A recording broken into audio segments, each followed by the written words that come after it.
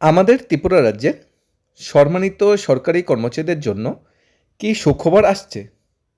সূত্র বা তথ্য অনুযায়ী রাজ্যের সরকারি কর্মচারীদের ডিএর ব্যবধান মিটিয়ে দেওয়ার জন্য বা ডিএর ব্যবধান মিটিয়ে দেওয়ার জন্য যে অর্থের প্রয়োজন পড়বে তা নিয়ে ফাইল পর্যালোচনা চলছে রাজ্যের উচ্চ পর্যায়ে অর্থ দপ্তরের তত্ত্বাবধানে। এককালীন দিয়ে দেওয়া হবে নাকি ধাপে ধাপে দিয়ে দেওয়া হবে সে বিষয়ে ভাবনা চিন্তা চলছে বর্তমান মুখ্যমন্ত্রীর বা মন্ত্রিসভার সদস্যদের। কেন্দ্রীয় সরকারি কর্মচারীরা বর্তমানে 60% দিয়ে পাচ্ছে, তুলনামূলক রাজ্য সরকারি কর্মচারীরা তার থেকে 19% কম অর্থাৎ 41% দিয়ে পাচ্ছে। কেন্দ্রীয় সরকারি কর্মচারীরা জুলাই মাসে আরেক কিস্তি দিয়ে পাবে, তাহলে ব্যবধান অবশ্যই 22 থেকে 25% হয়ে যাবে। তাহলে সে 22 থেকে 25% দিয়ে বা বর্তমান সময় যে 19% দিয়ে তা এককভাবে মিটিয়ে দেওয়া সম্ভব নাকি ধাপে ধাপে ব্যবধানটা আরও কমিয়ে আনা যায়, এই নিয়ে চিন্তা ভাবনা চলছে সরকারের যে উচ্চ পর্যায়ে। এই নিয়ে বৈঠকের পর বৈঠক হচ্ছে। সরকারি কর্মচারীদের ন্যায্য দাবি তা কীভাবে পূরণ করা যায় তা নিয়ে ভাবনা চিন্তা চলছে। এর মধ্যে আমাদের পশ্চিমবঙ্গ রাজ্যে বর্তমান সরকার প্রতিষ্ঠিত হওয়ার পর, ডাবল ইঞ্জিন প্রতিষ্ঠিত হওয়ার পর একটা বিরাট বড় ডিএর ঘোষণা করা হয়েছে, যার এফেক্ট অক্টোবরে। তারপর থেকে রাজ্য সরকারি কর্মচারীর উপর একটা আশা আলো দেখতে পেয়েছে যে বর্তমান ত্রিপুরা যে ডাবল ইঞ্জিন সরকার আছে, আমাদের সরকারও আমাদের কথা চিন্তা ভাবনা করবে। রাজ্যের যে বাজেটের যে আর্থিক বরাদ্দ সেটাকে খতিয়ে দেখা হচ্ছে। দ্রুত এক নতুন কিস্তি দিয়ে প্রস্তুতি নিচ্ছে বর্তমান সরকার। সব কিছু ঠিকঠাক থাকলে এর মধ্যেই দিয়ে ঘোষণা করতে পারে রাজ্যের সরকারি কর্মচারীদের জন্য। রাজ্য ও কেন্দ্রীয় সরকার কর্মচারীদের মহার্ঘ ভাতা যে দীর্ঘদিনের ফারাক গোছাতে এবার কোমর বেঁধে নেমেছে প্রশাসন। একেবারে শূন্য ব্যবধান আনা কতটা সম্ভব তা নিয়ে ত্রিপুরা অর্থ দপ্তর অন্দরে ঝুট চর্চা শুরু হয়েছে। এই আবহে ত্রিপুরা বিশ্ববিদ্যালয় অর্থনীতি বিভাগের অধ্যাপক সুপুকুর দাসের নেতৃত্বে গবেষক দল রাজ্যের আর্থিক ভারসাম্য বজায় রেখে ডিএ সমতানের একটা দুর্দেশী বাস্তবসম্মত রুটম্যাপ প্রস্তাব দিয়েছে রাজ্য সরকারের কাছে। বর্তমানে 19% ডিএর ফারাক রয়েছে। কি বলছে নতুন প্রস্তাব? বর্তমান রাজ্যের কর্মচারীরা 41% ডিএ পালেও কেন্দ্রের তুলনায় 19% পিছিয়ে রয়েছে। এই ব্যবধান মেটাতে গবেষকদের পর্যায়ক্রমিক পরিকল্পনা নিয়েছে, তা এক নজরে দেখা যাচ্ছে। কর্মচারীদের বেতন মজুরি নিয়ে হিসাবে এক ধাক্কায় 30% ডিএর বৃদ্ধির প্রস্তাব, যা নিয়ে কর্মীদের কেন্দ্রীয় অনেকটাই কাছাকাছি নিয়ে আসবে। 2027-28 থেকে পরবর্তী 3 বছর 7% করে ডিএ সুপারিশ করা হয়েছে। অর্থাৎ একসাথে যদি না দেওয়া যায়, ধাপে ধাপে কীভাবে দেওয়া যায় সেভাবে চিন্তাভাবনা চলছে। ডিএ বাড়লে ত্রিপুরা অর্থনীতির জন্য ভালো, ডিএ বাড়লে ত্রিপুরার বাজেট অনেকটা চাঙ্গা হবে, ডিএ বাড়লে কেন্দ্র থেকে ত্রিপুরায় যে অর্থের সঞ্চয়, অর্থের ভাণ্ডারটা আসবে যেটা রাজ্যের বাজারে কাজে লাগবে। কর্মচারীদের অতিরিক্ত অর্থ এলে রাজ্যের কেনাকাটা ব্যয় বাড়বে, যার সরাসরি ইতিবাচক প্রভাব পড়বে স্থানীয় ব্যবসা বাণিজ্য, ক্ষুদ্র উদ্যোগ, পরিষেবা ক্ষেত্রে। ফলে রাজ্যে আমন্ত্রণ অর্থনৈতিক কর্মকাণ্ডে এক নতুন গতির সঞ্চয় হবে। চ্যালেঞ্জ যেখানে আর্থিক শৃঙ্খলা ও রাজস্ব বৃদ্ধি। আর্থিক শৃঙ্খলা বজায় রেখে যদি ধাপে ধাপে ডিএর পার্সেন্টেজটা বাড়িয়ে দেওয়া যায়, তাহলে যেরকম ত্রিপুরা রাজ্যের লাক্ষাধিক রাজ্যের কর্মচারী পেনশনভোগীদের সুবিধা হবে, তেমনভাবে রাজ্যের কোষাগারের উপর হুট করে কোনো বাড়তি চাপ পড়বে না। বিশেষজ্ঞ মহলের মতে এই যে প্রস্তাবটা দেওয়া হয়েছে, এই প্রস্তাবটা নিয়ে রাজ্যের যে উচ্চ পর্যায়ে বা অর্থ দপ্তরে এই নিয়ে আলোচনা চলছে। কীভাবে ব্যবধানটা কমিয়ে আনা যায়, কীভাবে আরেক কিস্তি দিয়ে ডিক্লেয়ার করে যে 19% ব্যবধানটা আছে এটা একটু কমিয়ে এনে একটা কাছাকাছি আনা যায়। এবং প্রস্তাব বিচার বিশ্লেষণ চলছে বাজেটে কী ধরনের অর্থ সে বিষয়ে বরাদ্দ করা আছে। এই যেটা কর্মচারীদের মধ্যে সুখবর একটা প্রত্যাশা তৈরি হয়েছে। সূত্রগুলির যে দাবি সেটা হলো কেন্দ্র রাজ্যে ডিএ ব্যবধান কমানোর বিষয় নিয়ে রাজ্যে গুরুত্ব সহকারে ব্যাপারটা ভাবছে।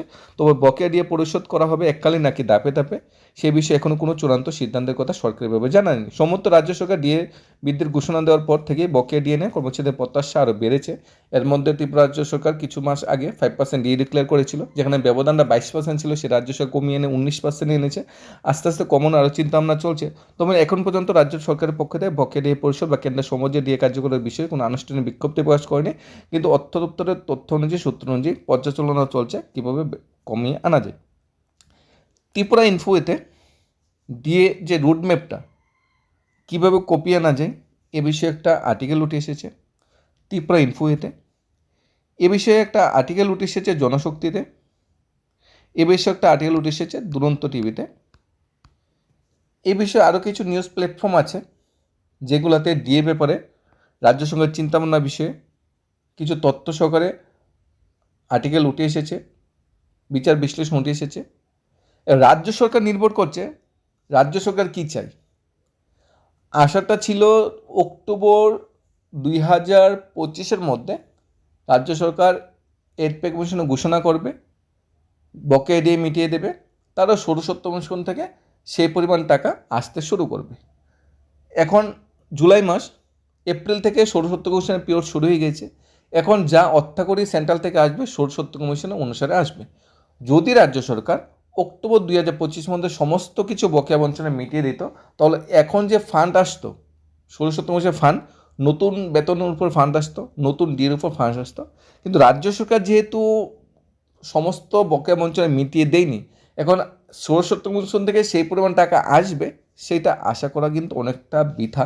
কারণ বিগত সময়ে রাজ্য সরকার কর্মচারী অনেক আশা করেছিল, সে আশা কিন্তু একটাও বাস্তবায়ন হয়নি। রাজ্য সরকার আশাগুলির মধ্যে উল্লেখযোগ্য ছিল প্রথম ক্যাবিনেটে সপ্তম বেতন কমিশন, সবাই খুশি ছিল। যখন হাতে বেতন পেল তখন সবাই বুঝতে পারে এটা সপ্তম বেতন কমিশন নয়। রাজ্য সরকার কর্মচারী আশা করেছিল এমএসএপি বেনিফিটটা পাবে, 10 বছর 17 এবং 25 বছর চাকরি করার পর একটা লেভেল চেঞ্জ হবে বা গ্রেড পে চেঞ্জ হবে। দেখা যাচ্ছে লেভেল সেটিই থেকে যাচ্ছে, গ্রেড পে কোনোভাবেই চেঞ্জ হচ্ছে না, সেটা বড় একটা আশা ছিল। রাজ্য কর্মচারীদের আশা ছিল যে হাউস রেন্ট অ্যালাউন্স, কেন্দ্রীয় সরকারি কর্মচারীরা যে হাউস রেন্ট অ্যালাউন্স পাচ্ছে, রাজ্য সরকারি কর্মচারী সেইভাবে ত্রিপুরার জন্য 16 বা 18 হাউস রেন্ট অ্যালাউন্স পাবে, এবং কোনো হায়ার লিমিটে কোনো বাধ্যবাধকতা থাকবে না, কোনো লিমিট থাকবে না বা সেল থাকবে না, সিলিং থাকবে না। কিন্তু দেখা যাচ্ছে ত্রিপুরায় হাউজেন এখনও 8%, এমন 8%-এর উপর আবার 3,000 টাকা সিলিং আছে। যারা ম্যাক্সিমাম কর্মচারীরা কিন্তু 3,000 টাকার বেশি যারা ক্যালকুলেশন করে হাউজেন হচ্ছে, তারা 3,000 টাকার বেশি কিন্তু পাচ্ছে না, বাকিটা কেটে রেখে দেওয়া হচ্ছে। আশা ছিল এখানে গ্র্যাজুইটি বাড়ানো হবে, যেখানে কেন্দ্রীয় সরকারি কর্মচারী 25% গ্র্যাজুইটি পাচ্ছে, 25 লাখ পাচ্ছে, ত্রিপুরা সরকারি কর্মচারীরা 10 লাখ টাকা ম্যাক্সিমাম গ্র্যাজুইটি পাচ্ছে। সমস্ত আশা আকাঙ্ক্ষা নিয়ে অনেকগুলা মানে রাজ্য সরকারের কাছে তুলে ধরা হয়েছিল। রাজ্য সরকার যে প্রতিশ্রুতি দিয়েছে, সে প্রতিশ্রুতিগুলি রাজ্য সরকারকে বারবার মনে করে দেওয়া হয়েছে। কিন্তু দেখা যাচ্ছে রাজ্য সরকার কিন্তু প্রতিশ্রুতি বাস্তবায়নে সেই ধরনের কোনো বড় সিদ্ধান্ত হয়নি। একবার দিয়ে দেওয়া হয়েছিল সবচেয়ে বড় পার্সেন্টেজ দিয়ে, সেটা 12% দিয়েছিল। তো মনে রাখতে হবে 2023-এর নির্বাচনের পার হওয়ার আগে কিন্তু ডিএটা দেওয়া হয়েছে। অর্থাৎ নির্বাচন আসলে আমরা আশা করতে পারি রাজ্য সরকার কর্মচারীদের জন্য একটা বড় কিস্তি দিয়ে ঘোষণা করা হতে পারে। তাছাড়া যদি আমরা আশা করি, হ্যাঁ, এক কিস্তি দিয়ে তো ঘোষণা করবে, জুলাই দিয়ে তো এক কিস্তি ঘোষণা করবে, তবে দুর্ভাগ্যজনক জুলাই কিস্তির যেটা আমরা ডিএর জন্য ওয়েট করছি, জুলাই এক কিস্তি দিয়ে ডিক্লেয়ার করা হবে, সেটা হয়তো 5%, 3%, হয়তো 7, 8, 10%ও দিতে পারে। কিন্তু ডেট অফ এফেক্ট কিন্তু হয়তো সেপ্টেম্বর বা অক্টোবর দিতে পারে। কেন্দ্র সরকার যেখানে জানুয়ারি ও জুলাই মাস ধরে ডিক্লেয়ার করছে, রাজ্য সরকার কিন্তু সেখানে মার্চ মাসকে এফেক্ট হচ্ছে, এপ্রিলকে এফেক্ট হচ্ছে, ডিসেম্বর বা সেপ্টেম্বরকে এফেক্ট বা প্রারম্ভিক মাস ধরে কিন্তু ডিএ ডিক্লেয়ার করছে, যেখানে রাজ্য সরকার কর্মচারীরা 2 থেকে 3 মাসের ডিএ কিন্তু সেখানে কম পাচ্ছে। ত্রিপুরা ইনফোতে এই ধরনের রোডম্যাপটি উঠে এসেছে, ডিএ কীভাবে ব্যবধানটা কমিয়ে আনা যায়, কীভাবে ডিএ ঘোষণা করলে রাজ্য সরকার কর্মচারী উপকৃত হবে, সেই ব্যাপারটা কিন্তু ত্রিপুরা ইনফোতে কিন্তু উঠে এসেছে। সেই ব্যাপারটা কিন্তু আরও অন্যান্য নিউজ প্ল্যাটফর্মেও উঠে এসেছে। এবং রাজ্য সরকার উপর নির্ভর করে রাজ্য সরকার কর্মচারীদের সাথে কী চিন্তা করে, অতীত ঘাটলে এতটুকু আশা থাকে না। কিন্তু হয়তো আমাদের রাজ্য সরকারের মুখ্যমন্ত্রী একজন কর্মচারী ছিল, হয়তো আমাদের রাজ্যের ডাবল ইঞ্জিনের সরকার আছে, হয়তো আমাদের রাজ্যের মুখ্যমন্ত্রী একটা স্বচ্ছ ভাবমূর্তি, একদম জনপ্রিয় মুখ্যমন্ত্রী, হয়তো তিনি আমাদের আশা আকাঙ্ক্ষাটা পূরণ করতে পারে। তবে সবটাই সময় বলবে।